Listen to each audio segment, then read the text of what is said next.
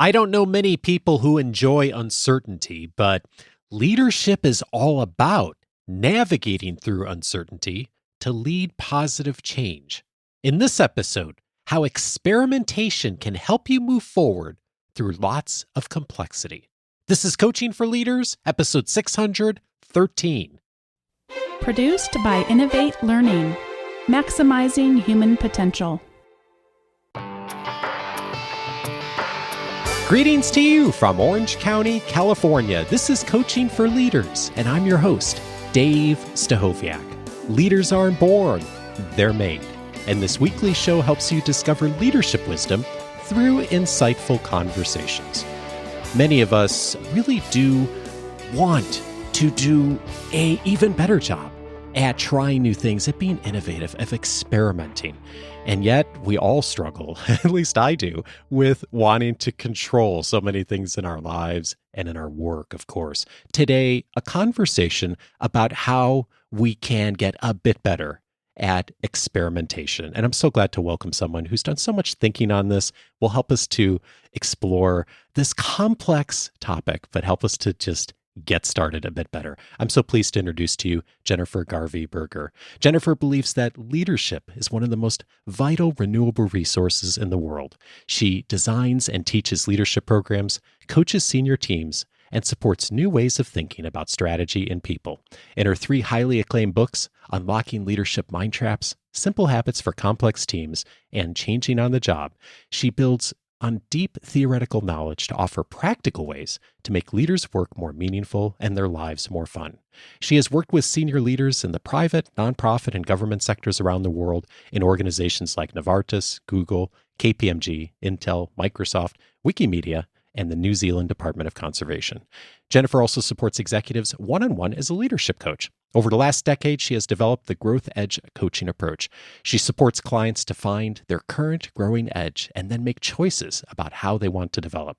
She teaches coaches around the world transformational and developmental coaching approaches in her Growth Edge coaching certification series. Jennifer also speaks at leadership and coaching conferences and offers courses for coaches at universities all around the world.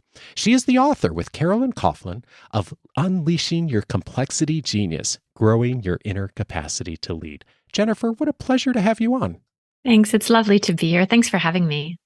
I loved reading this book, and there's so many places that I highlighted and so many avenues I wanted to go with this conversation. But for me, it started with this small passage that I grabbed as I got into your work. You write, "We begin to believe too much that we can control the universe. The systems and structures, particularly in our organizations, trick us into believing that there is much more about the world that is complicated and much less about the world that is complex. We humans enjoy the feeling of being in control and knowing what happens next, so we act as though that's possible even when it isn't." I read that and I had 2 thoughts. One is, boy, I like controlling things too. Whenever I can, or at least having the illusion. The other thought I had is there's a big distinction there between complexity and what's complicated. And I was wondering if you could illuminate that distinction a bit. Yeah, I find this distinction so helpful, Dave, in my own life. And many have written about it, but the thought leader whose ideas I follow most closely is Dave Snowden, who makes this distinction between systems that are complicated, ordered, they're predictable, but they're tricky. You can expect the same outcome as you solve a problem across contexts, but the problems themselves require expertise or experience or some kind of knowledge. They're not obvious. They're not problems anybody could solve. But once they're solved, you would expect them to stay solved. I can't do my taxes by myself because I live across many countries and I couldn't possibly figure out all those rules. But I expect the team of accountants to be able to figure it out and for the taxes, once they're completed for a year, to stay completed. You contrast that with complex challenges, and those are necessarily entangled, emergent, and uncontrollable, right? No one person can solve a complex challenge. And we would expect the context to be super important here so that something that you do well in one place, you go to another place, it might not happen well at all.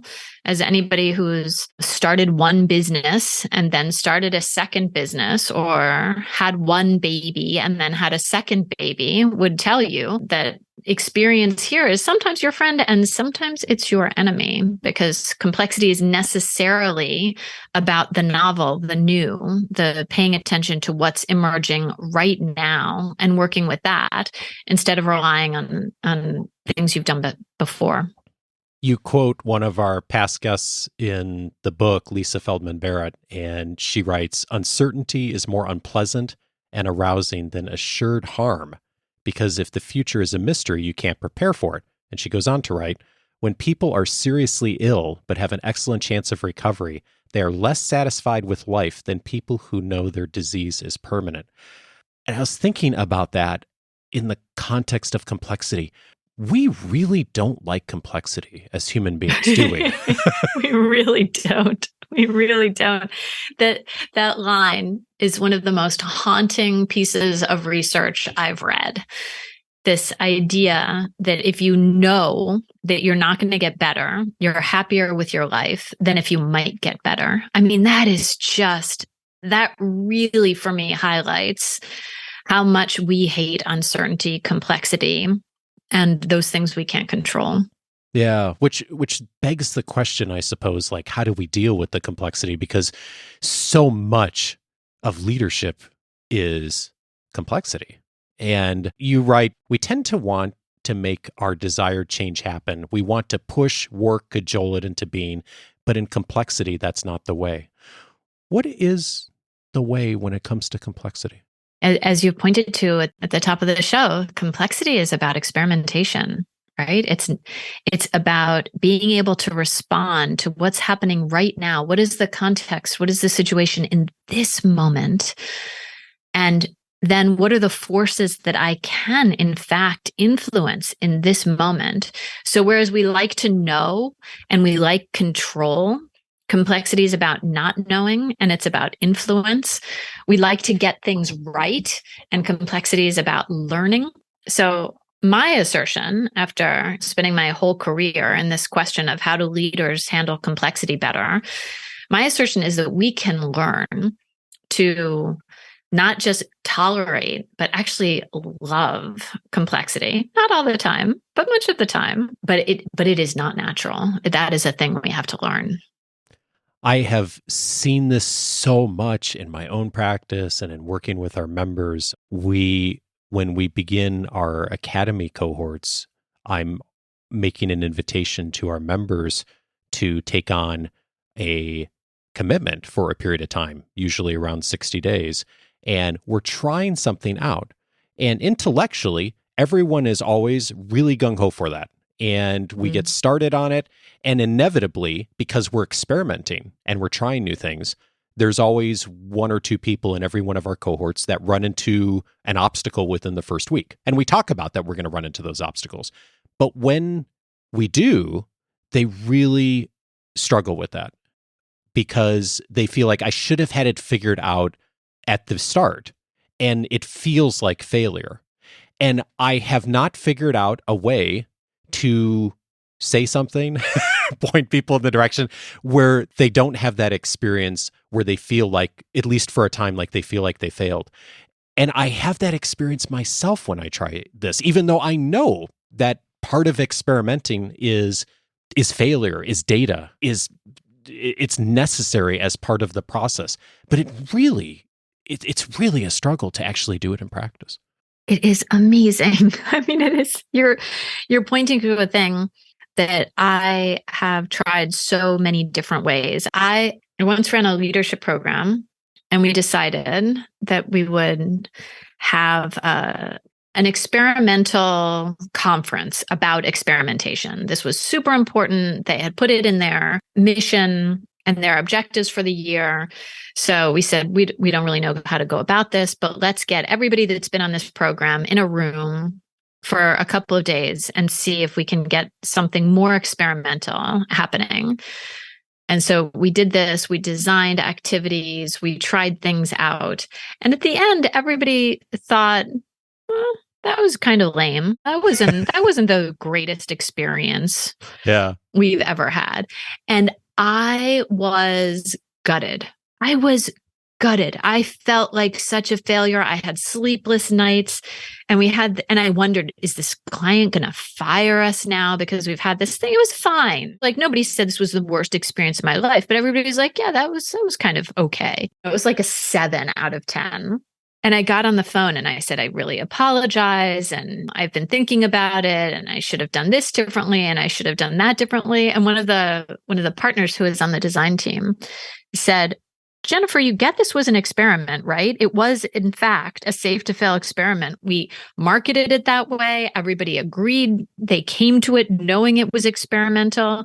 Are you yourself saying that failure is impossible and failure is a thing that should never happen? Because that is not what you've been trying to teach us.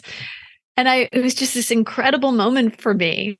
Like, oh yeah, that's right. That is what I'm saying. I am saying I never want to fail. And therefore, I guess I'm not that experimental. I appreciate you sharing that.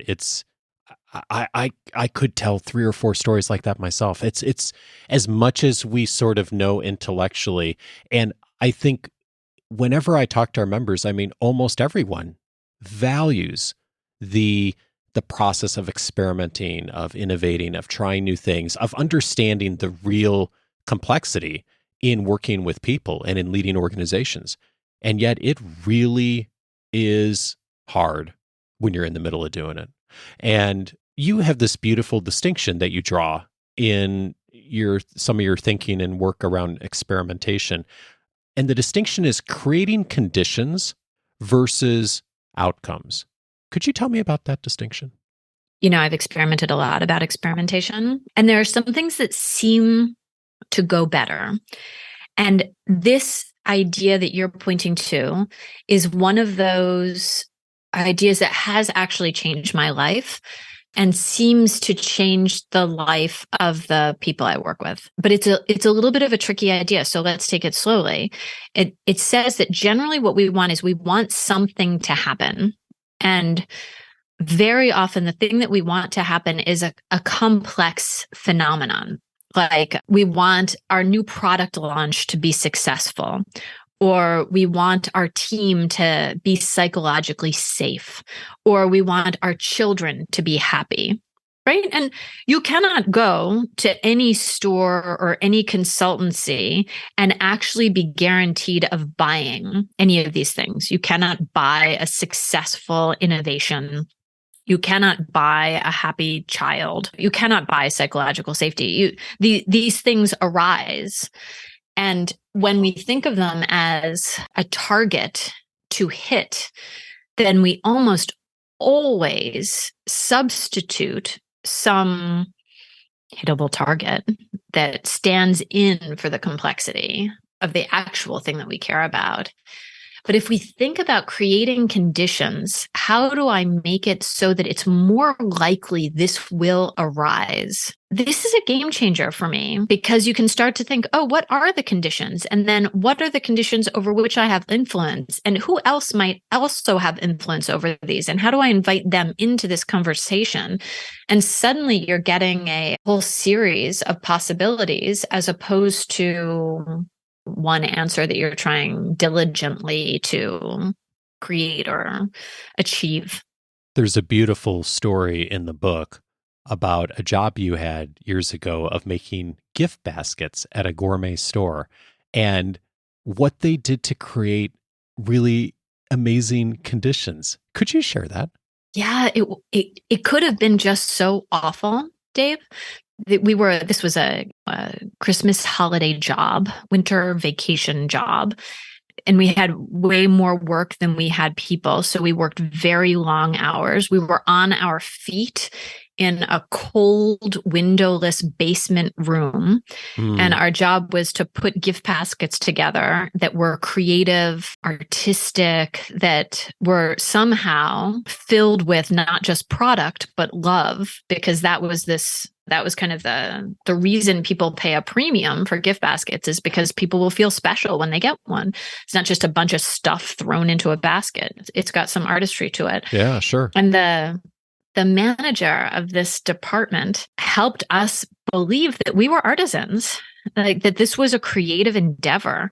And he made all kinds of things possible for us. From when the hours were long and we were hungry, he would bring down sandwiches from the deli department to help us understand the products we were putting in the basket. He would have experts come down and share with us some of the cool things, some of the cool features in the mostly wine and cheese and candy, other sorts of food products. This was a gourmet shop. And so we felt like we were really learning. He had wacky contests and wacky awards, and we laughed a lot together. And actually, when I think back to that experience, I remember something filled with joy and beauty, even though the next year he was replaced by somebody else. And that guy wanted us to, I don't even remember that guy's name. Thank goodness. He wanted us to produce as many gift baskets as possible. And he took away all of these like time wasters and had a big thing on the wall about how many gift baskets we had produced. And then the room was so cold and so ghastly. And I hated the job that second year so much.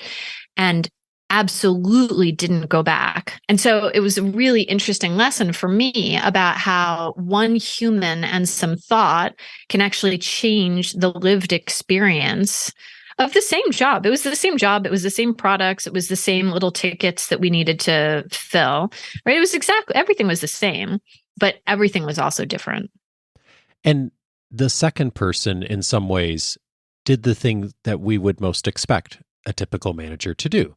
Have a very clear outcome, have the number up on the board. And yet when it comes to complexity, step by step, like thinking doesn't necessarily work. It's taking action through thoughtful experimentation.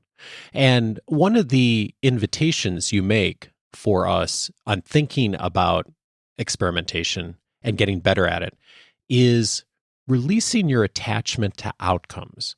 And which is hard, because I think traditionally we're all taught we should have outcomes, we should have objectives, we should have the quarterly goal, right? And so many of us are charged with those responsibilities inside of our organizations to have measurable results. What's the value in releasing some of that, and how do you do that in an environment where leaders do, of course, need to hit results? Yeah, so this was the kind of experiment that we did leading up to this book, where we're trying to think about experimentation in a new way. We tried all kinds of things. We have been teaching people how to experiment, the features of experimentation, how creativity happens. We've had all kinds of different goes, different approaches, different ways of supporting people, hackathons, you name it. And the experiment that we tried in the years leading up to this book was, wait, what if it's not about the experiment? What if it's about the experimenter, right? Like, what if it's actually about who we are and how we're making sense of the world? And that's the thing that we can begin to play with. As we began to play with that, who are you being as you experiment? We found some things that really changed the game. And one of them was this thing: how committed are you to having a particular outcome of your experiment? Because if you are committed to this particular outcome, the odds are very good you will not be able to handle it if it doesn't go well. And you in fact might not notice that it doesn't go well until very late in the game. I learned this from one of my clients, who's a chief executive of a company, and they had launched this innovation. They had launched it in the complicated world, right? They had done their research and they knew exactly what to do, and they put a ton of money into it, and it was the most expensive innovation they'd ever tried as they launched this new product line that was exactly perfect for the time 2 years ago when they had begun imagining it, right? But it launched into a world that had been significantly different, and it was a complete failure, like just an utter failure. What people wanted from this product had completely changed over the 2 years that it had taken them to develop this solution, and it tanked. It tanked in a public way and in a way that the market mocked this company. It was their biggest, most observable failure. And he discovered, as a relatively new chief executive that hadn't been there for the whole pathway, he discovered that nobody would talk about this product. Nobody would talk about it. And when he brought it up, people would change the subject.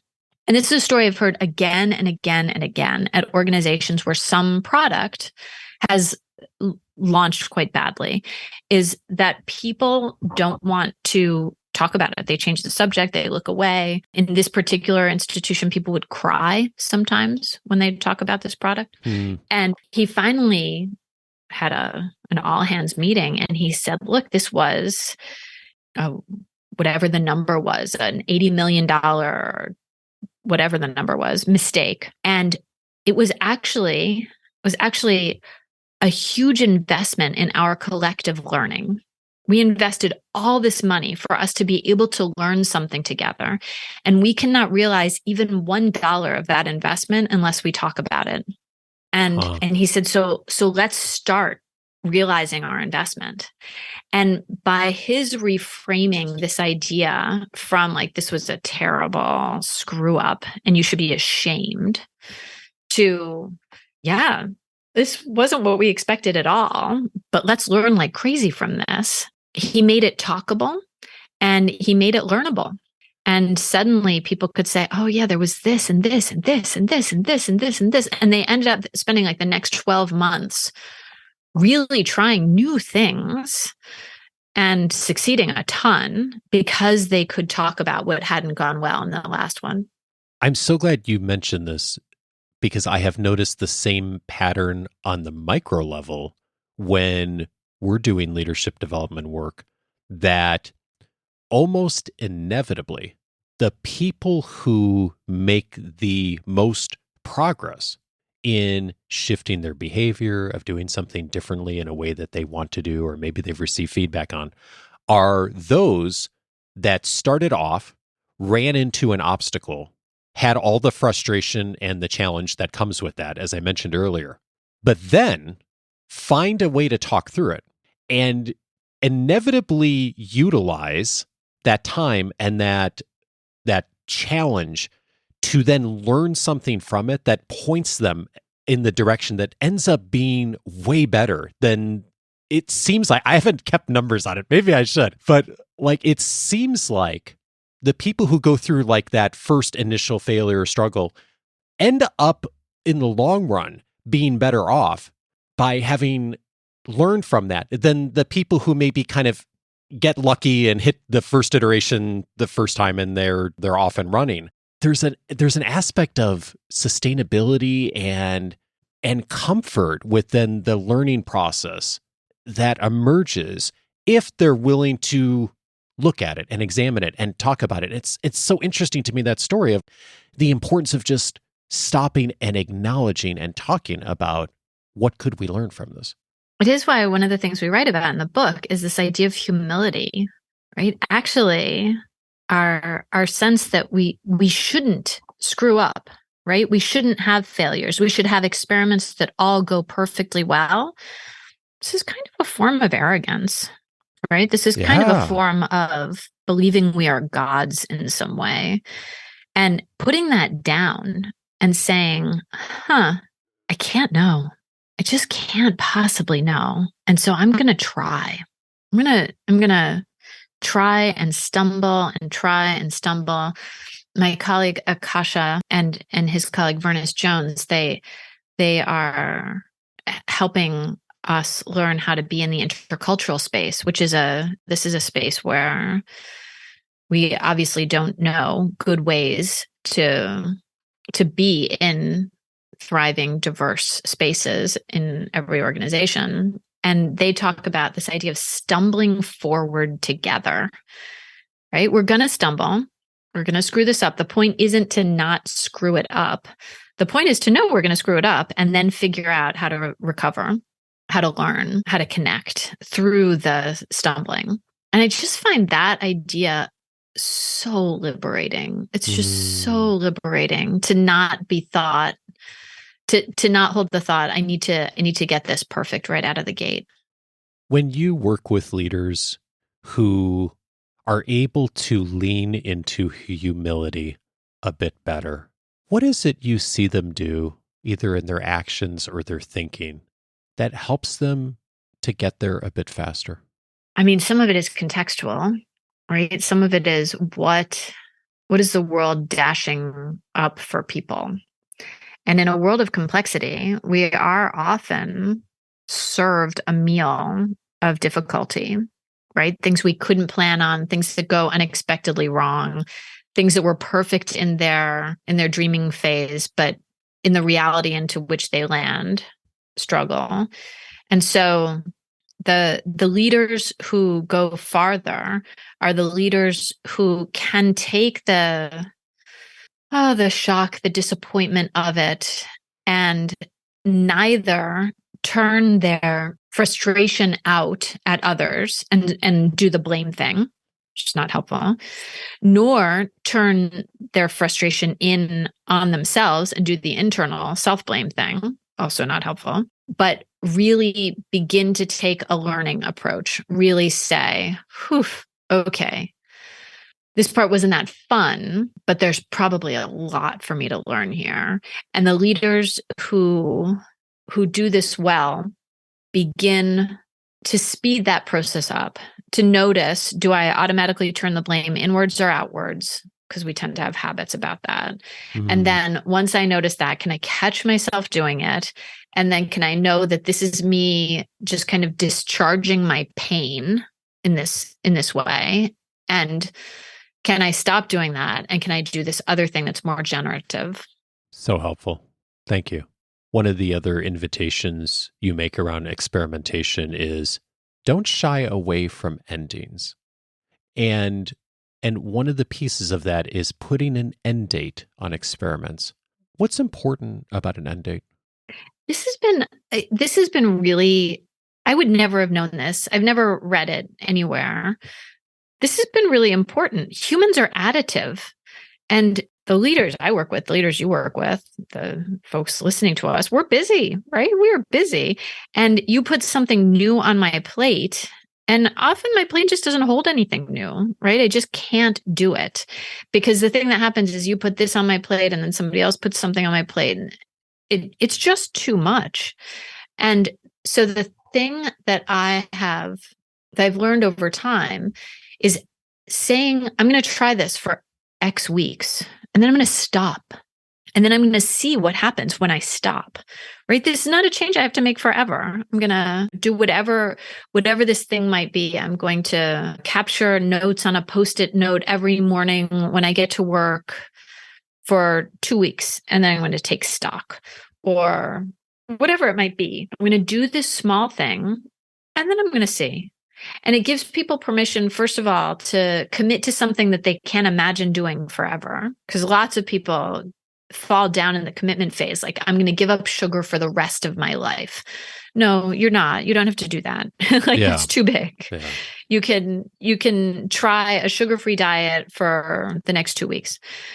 Or they find that they've just got so much going on. One of the things that's been really useful is getting people to just stop doing things. That an experiment can be about stopping something, letting it die. You started to have this meeting during COVID. It was super helpful, helped people feel connected. Maybe it's time for that meeting to end. Maybe it's time to not do it. And so to remember that these things are mortal, that they have their lives and that they can come and go, I think is super important for us.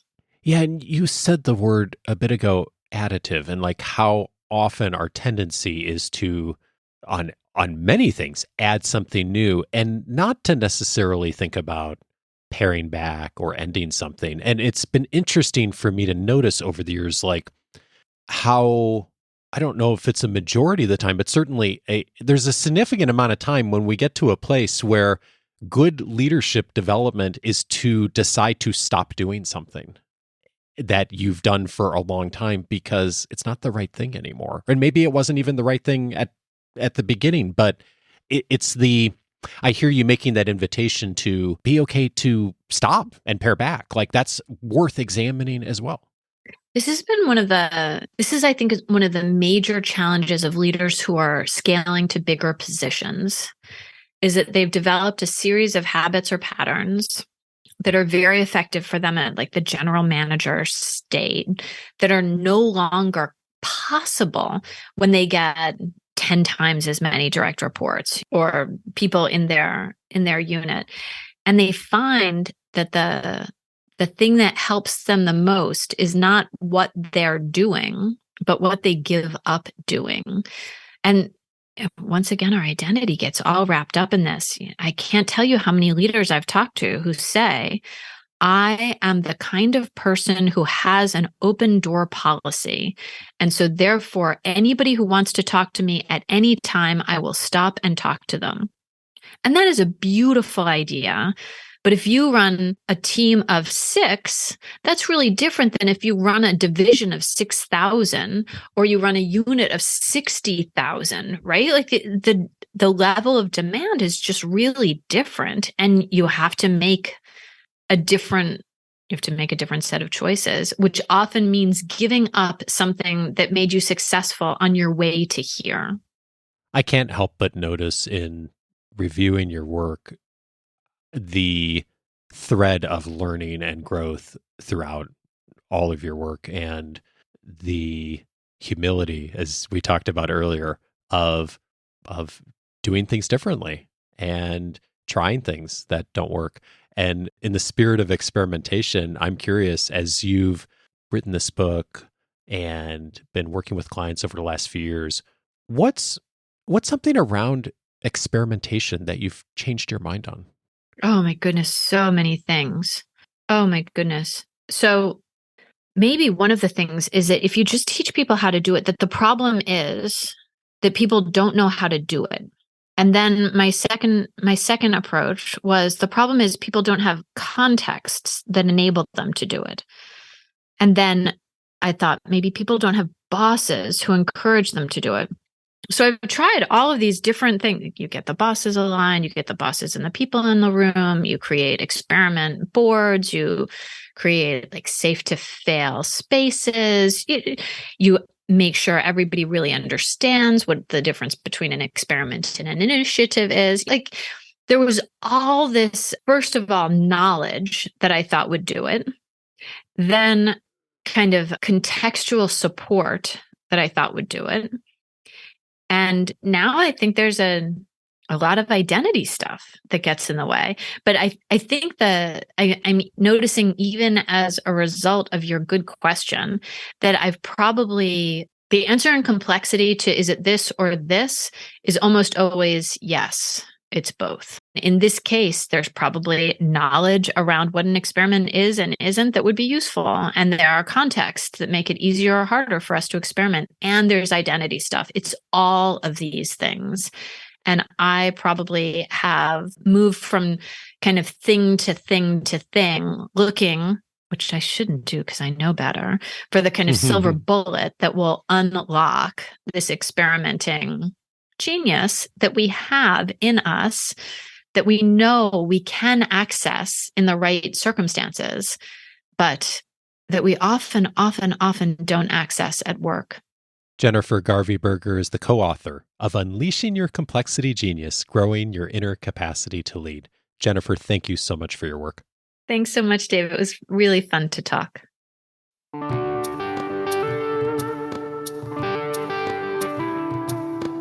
If this conversation with Jennifer was helpful, several related episodes I'd recommend. One of them is episode 273 with Mindy Dana, one of Jennifer's colleagues. We talked about the essentials of adult development.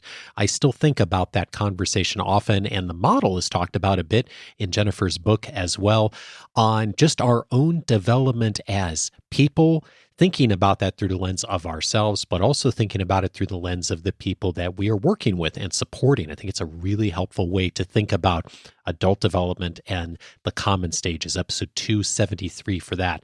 I'd also recommend episode 476, speaking about experimentation, how to pivot quickly. Steve Blank was my guest on that episode. We talked about the process of looking at things through the lens of a minimum viable product or service and the lean startup movement, how to be able to have regular conversation and interaction with the people you're serving so that you can make change quickly. Because, of course, the best ideas do not come at the very beginning. They come through experimentation, pivoting, so essential in so many of our organizations these days. Episode 476 for that. And then finally, I'd recommend episode 513. Jennifer cites the work of Lisa Feldman Barrett in her book. She's one of the top neuroscientists.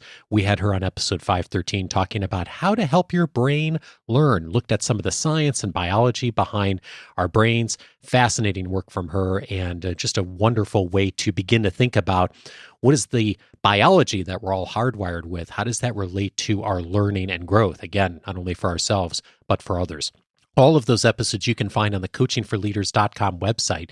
If you haven't already, I'm inviting you today to set up your free membership at coachingforleaders.com. That's going to open up a whole slew of benefits to you inside of the free membership on the website, including the ability to search every past episode by topic that I've aired since 2011.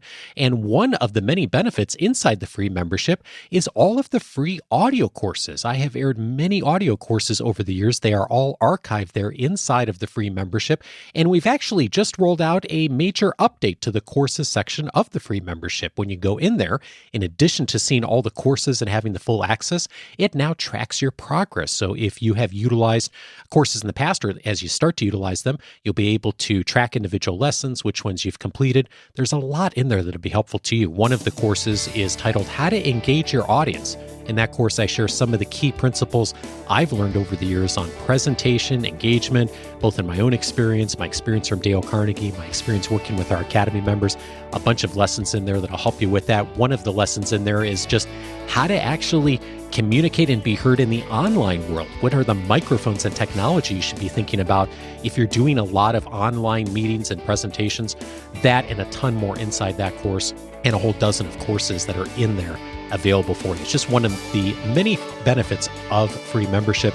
Again, go over to coachingforleaders.com. You can set up your free membership.